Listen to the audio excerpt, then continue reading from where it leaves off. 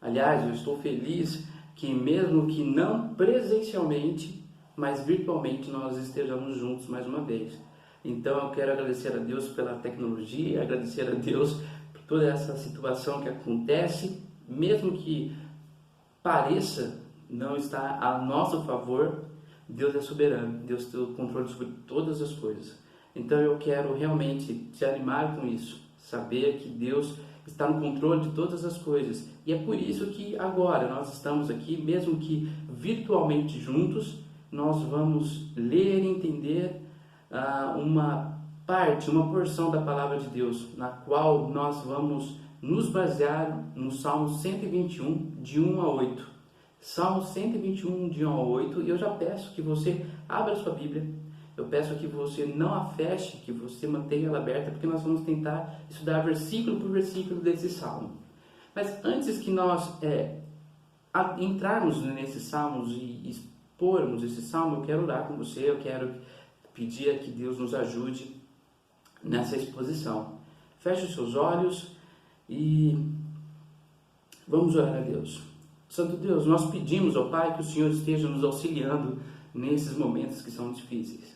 Pedimos a Deus que a Tua palavra conforte o nosso coração, pedimos que ela venha de encontro ao nosso coração, porque nós clamamos por misericórdia. Pedimos ao Santo Deus que nos ajude, que o Seu Santo Espírito nos acompanhe nesse momento difícil, que o Seu Santo Espírito nos ajude a entender a Tua palavra, guardar ela em nosso coração para não pecar contra Ti. Em nome de Jesus Cristo, que nós agradecemos por esse momento. Amém. Meus irmãos, Salmo 121, do versículo 1 ao versículo 8, diz o seguinte: eleva os meus olhos para os montes. De onde virá o meu socorro? O meu socorro vem do Senhor, que fez o céu e a terra. Ele não permitirá que os teus pés vacilem. Não dormitará aquele que te guarda. É certo que não dormita e nem dorme o guarda de Israel. O Senhor é quem te guarda. O Senhor é a tua sombra, a tua direita. De dia não te molestará o sol, nem de noite a lua. O Senhor te guardará de todo o mal, guardará a tua alma. O Senhor guardará a tua saída e a tua entrada, e desde agora e para sempre. Meus irmãos, o que nós acabamos de ler é um salmo de romaria, alguns dizem salmos de romagem, outros salmos de degrau. Esse conjunto de salmos que vai do Salmo 120 ao Salmo 134 são salmos, cânticos que foram usados pelo povo de Israel, o povo ali após o exílio, nas suas jornadas distantes para as festas anuais que ocorriam em Jerusalém. Então, os adoradores peregrinos de Israel, eles caminhavam, eles cantavam rumo à cidade santa. Muitas gerações de adoradores peregrinos, devotos, pessoas simples, elas entoavam esses cânticos, esses salmos ao longo do caminho. Embora nós não podemos fixar uma data para a composição desses cânticos, uma coisa sabemos, que esses cânticos foram passados de geração a geração. Essas caminhadas, essas jornadas de peregrinação eram muito longas. Os peregrinos, adoradores, saíam de vários lugares para ir até o templo em Jerusalém. Então eles cantavam esses cânticos, e por esses cânticos eles eram encorajados, eles eram animados, porque eles sabiam no Deus que confiavam. E o povo então continuava a caminhar, mesmo no clima escaldante do deserto, mesmo no frio da noite no deserto. Esse povo cantava e era encorajado por essas verdades cantadas nesses salmos. Então, com base nesse salmo, Salmo 121, eu quero, junto com você, estudar um pouco sobre ele e retirar dele algumas implicações, algumas aplicações para os nossos dias. Já no versículo 1, nós podemos ver que o adorador peregrino faz uma pergunta. A pergunta é a seguinte: eleva os meus olhos para os montes. De onde virá o meu socorro. Aqui, o adorador peregrino, ele faz uma pergunta: de onde virá o meu socorro? Especialmente nesses momentos que nós vivemos, nesses dias, a pergunta que esse peregrino adorador fez será muito comum nós fazermos, ou se talvez já até tenhamos feito essa pergunta: de onde virá o nosso socorro? Nós ouvimos tantas notícias, nós temos tantas informações, uma grande parte mentirosa, outra parte de notícias reais, e isso faz que a nossa confiança seja oscilada. Muitas vezes a nossa certeza de um amparo, ela fica acinzentada. Por esses motivos, nós somos muitas vezes inclinados a olhar somente para a terra e não levantar a cabeça e olhar para o monte, olhar para o alto, que é de lá que vem a nossa salvação. Interessante, nós sabemos que Jerusalém é uma cidade que fica numa região montanhosa, e ela está cercada por vários montes, e um desses montes é o Monte Sião. Essa colina ao norte de Israel, ela se tornou conhecida porque Deus se mostrou presente naquele local. Ali foi o local do templo. Deus escolheu aquele local para que a sua presença fosse manifestada entre os israelitas. Sião era o símbolo da presença física do nosso Deus. E é interessante também notarmos que Satanás, meus irmãos, ele irá se esforçar para que os nossos olhos, a nossa esperança, não seja concretizada. Ele irá se esforçar para que os nossos olhos foquem na tristeza, foquem na inquietude, foquem no desencorajamento. Ainda mais nesse tempo em que nós estamos passando por essa crise, por essa pandemia anunciada. Entretanto, que sejamos firmes, sejamos resolutos, que possamos olhar para cima, onde há alegria. Lá para cima os nossos olhos se enchem de alegria. Lá para cima nós somos encorajados. Lá para cima nós somos aquietados. Lá para cima nós temos a certeza de uma mão forte, de um braço estendido. E a certeza também que a misericórdia de Deus dura para sempre.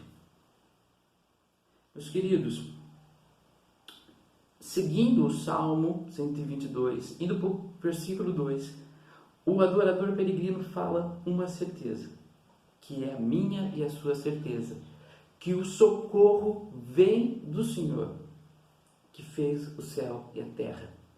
Atente a isso, meus irmãos, atente a essa pergunta introspectiva do adorador peregrino. É uma pergunta que é uma confirmação. O socorro vem do Senhor, que fez o céu e fez a terra. Observe a certeza do adorador peregrino. Observe que ele, fazendo a sua peregrinação, saindo de lugares distantes, onde ele estava entre os pagãos, distante do templo, distante do símbolo da presença física de Deus, atravessando o deserto, atravessando todas as situações, ele declara duas sublimes verdades. A primeira verdade é que o socorro dele e o nosso socorro vem do Senhor. O que isso significa? Significa que o adorador peregrino, que está cantando o Salmo 121, traz Deus, o Deus de Israel, para perto de si. Quando nós falamos que o nosso socorro vem do Senhor, nós trazemos Deus para perto de nós. Porque você e eu, nós não cremos num Deus distante. Nós cremos que Deus está em intimidade conosco, no entanto que Ele se permite, Ele nos deixa chamá-lo de Pai. Deus não é uma pessoa que ligou o motor do cosmos, ligou o motor da Terra e abandonou. Não, nós não cremos nesse deísmo. Nós cremos que o Deus é um Deus presente, um Deus particular, um Deus que nos deixa chamá-lo de Pai. O socorro vem dele. E o peregrino adorador ainda diz que esse Senhor fez o céu e a terra. Aqui ele está declarando uma segunda verdade, trazendo que a terra e os céus estão à disposição do seu Criador. Não há circunstância alguma no qual o controle de Deus esteja sem foco. Tudo está sob o controle de Deus. A terra e os céus se inclinam. A terra e o céu estão à disposição do seu Criador. Essa é a mesma confiança que também está no versículo 1 do Salmo 120, no capítulo anterior, no qual o salmista diz: olha, na minha angústia clamei ao Senhor e Ele me ouviu. Assim como no Salmo 120, esse salmista declara a certeza da sua oração, o adorador peregrino no Salmo 121 tem a certeza que o socorro vem do Senhor. Eu creio que a melhor forma de nós lermos esses dois versículos é quase que conjuntamente, porque um é a resposta do outro. Nós descobriremos de onde virá o nosso socorro. Observe que no versículo 3 ele diz: Ele não permitirá que os teus pés vacilem, nem dormitará aquele que te guarda. Meus irmãos, eu quero que vocês verifiquem que essa palavra guarda e até as suas variações, ela está sendo apresentada nesse Salmo 121 6 vezes. Uma vez no Salmo 3, no versículo 3, outra no versículo 4, versículo 5, duas vezes no versículo 7 e uma vez no versículo 8. Há uma ênfase no modo de Deus, no modo de como Deus cuida de nós. Entenda que a certeza que os nossos pés não irão vacilar está na certeza de que o Deus de Israel não dorme. Esse versículo ele está assegurando a mim e a você e ao adorador peregrino naquela época que há proteção divina sobre nós. Podemos levar em consideração aqui um fato, que Jerusalém é localizada em um planalto nas montanhas da Judéia. Israel é notória pelos seus terrenos rochosos e por algumas vezes escorregadios. Talvez aí por isso que o adorador peregrino fala que os pés não vacilarão, ou não vacilem os nossos pés. Mas também nós podemos dizer, assim como disse Charles Spurgeon, comentando sobre esse versículo do Salmo 121, ele diz o seguinte: em uma vida atribulada e aflita, a bênção do sustento tem um valor inestimável, pois um único passo errado poderá nos levar à queda. Ficarmos de pé e seguirmos o caminho é uma bênção que somente Deus pode nos dar. Os nossos pés seguirão à frente. Nós não seremos derrotados, pois a nossa Israel nos aguarda. E o guarda de Israel, o nosso guarda, não dorme. Nós podemos verificar isto com mais certeza no verso a seguir, no verso 4, onde que diz: é certo que não dormita, nem dorme o guarda de Israel. Outra certeza que toma conta do coração do adorador peregrino é que Deus não precisa dormir. Deus não cochila. Por isso não há perigo, por isso não há nem indício de perigo de sermos esquecidos, de sermos ignorados. Perceba, Deus não cochila, Deus não dorme.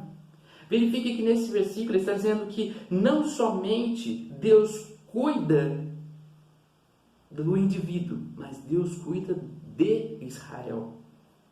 Ele está dizendo agora de forma coletiva. Nós, de forma coletiva, o Israel de Deus, poderemos ter a certeza que Deus não dorme, Deus não cochila e Ele nos protege.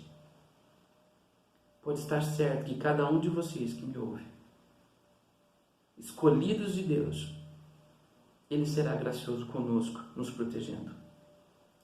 Nós não resistiríamos um só momento se Deus cochilasse ou se Deus dormisse. Ele é a nossa escolta. Ele é o guarda-costa da igreja. Deus, esse que não dorme, esse que não cochila. No Salmo, ainda nos versículos a seguir, no versículos 5 e 6 do Salmo 121, diz: o Senhor é quem te guarda, o Senhor é a tua sombra, a tua direita. De dia não te molestará o sol, nem de noite a lua. O Senhor que nos guarda, sendo Ele a nossa sombra e a nossa direita. O adorador peregrino, ele está cantando e ensinando que não há necessidade de irmos longe a buscar a Deus. Ele está bem perto. Ou até melhor dizendo, Ele está do nosso lado. O que podemos dizer então nós sobre de dia não te molestará o sol, nem de noite a lua? Nós podemos dizer que Deus está conosco 24 horas por dia. Deus está conosco todos os dias do ano. Todos os momentos da nossa vida, Deus está lá. O adorador peregrino, ele está cantando que mesmo com as moléstias que o sol pode causar, mesmo com o frio da noite, que todos nós podemos sentir, pois você e eu e todos desse mundo, nós estamos sujeitos a sentir as mesmas coisas. Estamos sujeitos a ter as mesmas infelicidades. Estamos sujeitos a ter as mesmas intempéries. Mas os eleitos de Deus, aqueles que sabem de onde que vem o seu socorro, a sombra do nosso Deus estará do nosso lado, nos protegendo. Caminhando para o versículo 7, ele diz que o Senhor te guardará de todo mal, guardará a tua alma. Meus irmãos, aqui o adorador peregrino está dizendo que o santo, o escolhido por Deus, é por Ele preservado.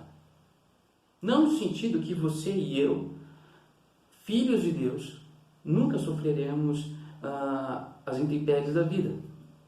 Não no sentido que você e eu nunca passaremos ou sofreremos com adversidades, mas que nós passaremos a adversidade, passaremos os problemas vitoriosos, porque o Senhor guardará de todo o mal. A palavra guardar, aqui no Salmo 121, e na verdade em toda a Bíblia, ela tem um sentido muito abrangente.